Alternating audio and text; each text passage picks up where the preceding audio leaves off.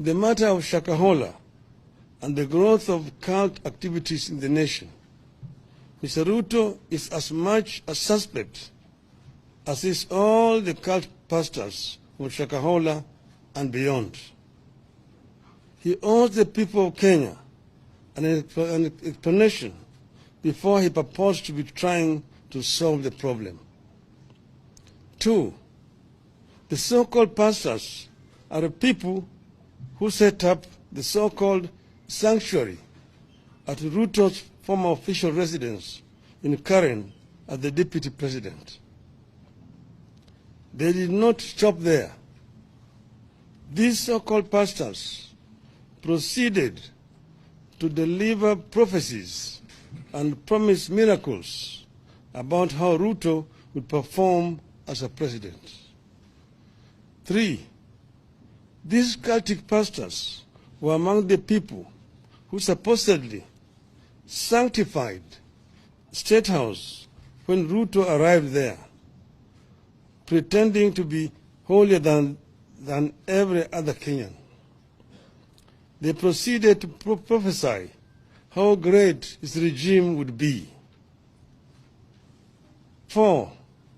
These so-called pastors have organized mega prayer rallies attended by so-called prayer warriors that include Mr. Ruto, Mr. Gachagua, and their spouses, supposedly to sanctify the land.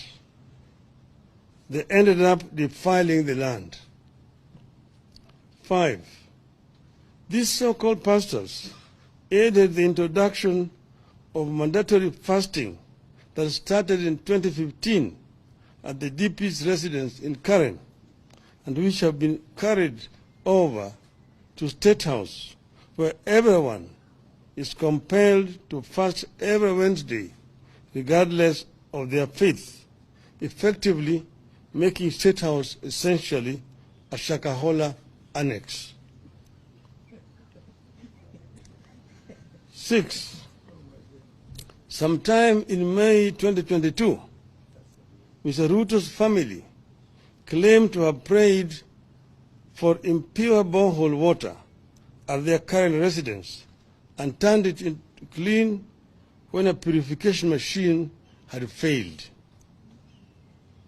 We see no difference between this claim and the outrageous ones made by cult pastors, like performing fake miracles and extorting money from believers with the calls like tuma mbegu ya 310 or fast until you meet Christ. 7. The cult leaders are behind the decision by Ruto to establish a faith diplomacy office where he has gone ahead to provide a list of 100 members to be recruited into Public Service Commission as intercessors, supposedly to pray for counties and the government. Nobody knows the identity, the qualifications of the so-called intercessors, how they were identified, and where they fit in a government where religion and state are separate entities. 8. Ruto is the leader of the cult movement disguised as Christianity in Kenya.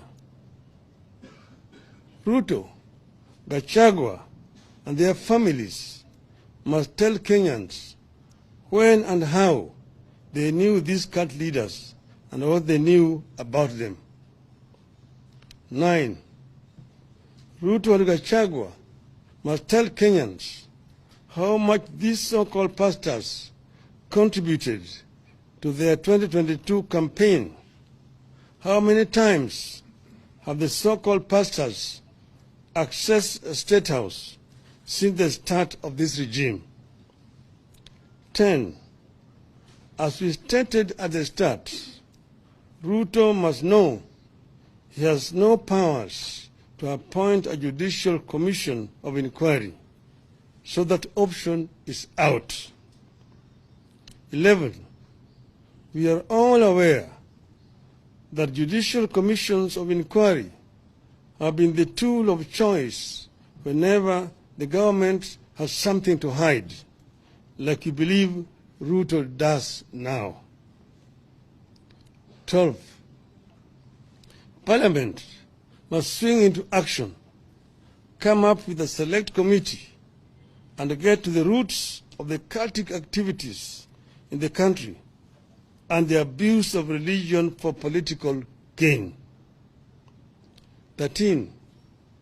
Parliament must help us establish whether the deaths at Shakahola were acts of rogue pastors, human sacrifices, or body organ trade, and who the beneficiaries were.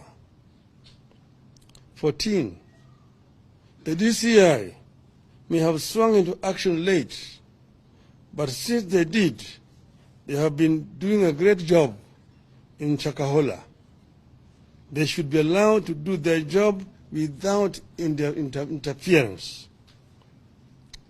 15. The current blanket restrictions placed on independent observers, including the media and civil society, must be lifted forthwith. 16. The state must give the media full access to the scene of crime and various aspects of the investigations. 17. Going forward, Ruto must commit to draw a clear line between religion and state in this country. He has deliberately merged the two to enable his political survival and as a cover-up for his corruption. 18th, on Shakahola, Ruto is as guilty as those he is seeking to investigate.